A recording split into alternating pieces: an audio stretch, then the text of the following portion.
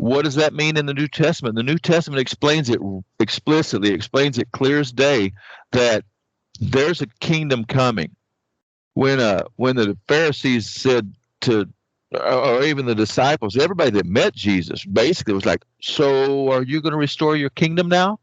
They knew Messiah was coming. They knew Messiah was going to set up his kingdom. They all expected it. They all had taught it. They all believed it. They all knew it was coming.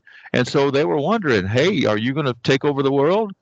And, they didn't realize that there was, it was coming down the road. But then once you get into the wilderness, there's still two types of believers. There's the 10 spies and there's the 2 spies. There's the 10 spies that were unfaithful and didn't believe that they were able to take the kingdom, even though the Lord, says it's his good pleasure to give us the kingdom. He said, but then there's those 2 spies that are like, we're well able to take the kingdom. You see what God did to Pharaoh? Well, he'll do the same thing for us here.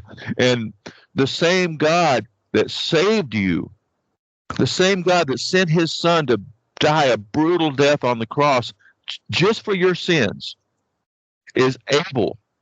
He's able to help you to defeat the giants in your life. He's able for you to help you defeat those sins in your life that you have, that fornication that you might flirt with, that thing that comes across the internet that tempts you, and you think, well, nobody's looking. Maybe I could just kind of explore this a little bit, and then you realize, fornicator not going to inherit the kingdom. I better not do that, and it motivates you to holiness. And I mean, that's not the whole purpose of it, but that's definitely a added benefit of just the hope of the kingdom. It keeps you, or it helps keep you centered, and it helps keep you. It says, make straight paths for your feet. Well, it's a whole lot easier to make straight paths with your feet when you know where you're going.